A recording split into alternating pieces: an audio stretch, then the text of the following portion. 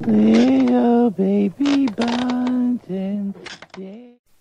Little baby bunting, daddy's gone hunting, gonna fetch a... Agnes, it's me, Billy.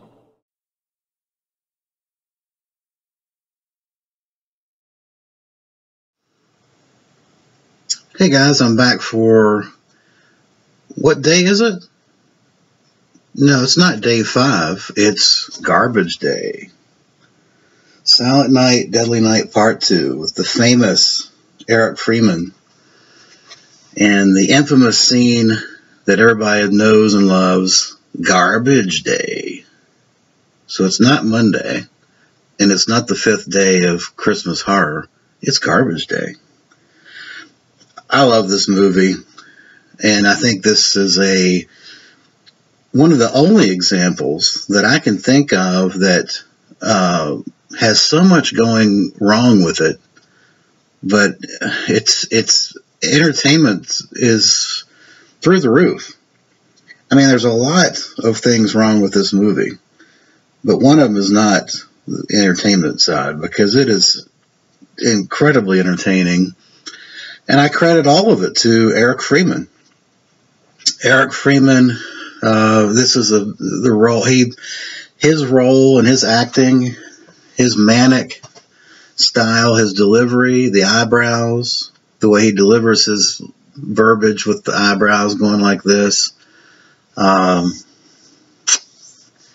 can you say? I mean, it's just one of those moments captured in time for an actor that it truly is, as Andy Warhol said, it's his 15 minutes of fame, and that's about right, because there's not much real original material in this movie. The directors were given the task in 1987 of taking advantage of the success of the original by just padding some extra footage. They basically, the production folks just said, look, we've got the rights to this film. It was a success. Let's just parlay that and use as much footage as you can from the first film and just pad it out to a feature-length film. I mean, that sets up almost 100% of the time, you would think, you're set up to fail immediately. But the movie, because of Eric Freeman, overcomes that obstacle. You've got continuity errors, all kinds of continuity errors. I'm not going to go into all the details, but you can see boom mics during the scene where he's shooting the car and the car flips over. You can tell it's a different person standing there. You've got the final scene with the axe where he's going to kill the nun, the Mother Superior, and he's coming down like this, but of course in the next scene you see the head chopped off. And of course there's no blood, right? The head's just sitting there, not an ounce of blood anywhere. All these things just would usually doom a production, but it just is a great, fun, cheesy horror movie that overcomes all those obstacles. And yeah, and Eric Freeman is the reason. It's funny, Eric Freeman, they now have websites. A number of people posted, there's at least one website I know of where it's the findericfreeman.org or .com. People are obsessed with Eric Freeman and his performance in this movie, his single performance.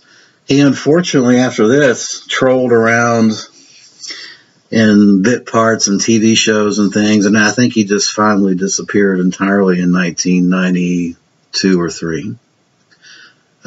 Which is a shame, because I think he would have made another great psycho killer. There is a rumor that he has come out of hiding and has written a script for a sequel to the sequel, Silent Night, Deadly Night Part 2, which would be interesting. But he's probably a little bit past his peak, I would think, in his early 50s or what have you. Interesting other tidbit is Elizabeth Caton from Friday the 13th Part 7 is his girlfriend Jennifer in this film, the blonde, and she did a pretty good job of acting in this film. This film has, besides Eric Freeman, you can give this film credit for some really iconic kills. You've got an umbrella going through the chest cavity of a guy, and it was well done. You've got battery jumper cables, electrocution through the mouth. That was good, really good. You got a couple of nice gunshots, one close up to the forehead gunshot through the head. You've got, of course, the machete cutting off the head, decapitation type stuff. So a number of interesting kills. And then you've got him on his rampage, the Garbage Day rampage, of course. He's just gunning down people in the chest and in the back and shooting at them through car windows, etc. So it's he also kills the girlfriend with the car antenna.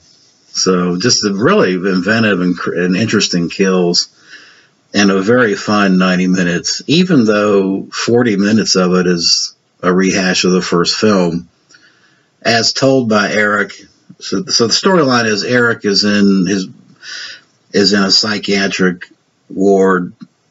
He's retelling his brother's story from the first film to a psychiatrist, and of course they're showing excerpts from it, and it basically retells the whole first movie. You could almost, in effect, watch Silent Night, Deadly Night 2 and just skip the first movie. I mean, it covers all of it, every kill, etc. And then after the 40 minutes is over, then Eric, of course, goes on his rampage, and it's triggered by a red Jeep. And seeing a Santa Claus at a theater.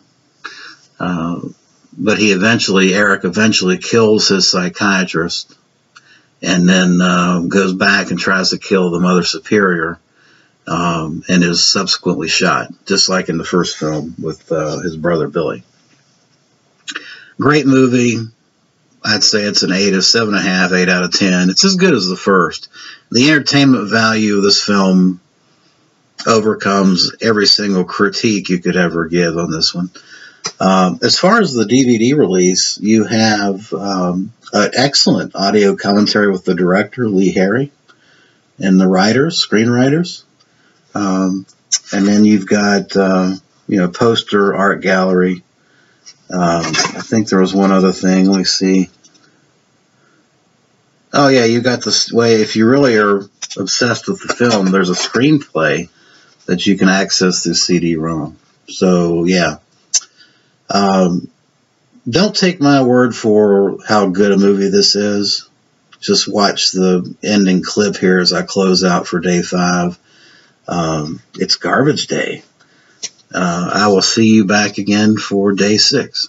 Thanks for watching, and enjoy the clip here at the end of the video. Thanks.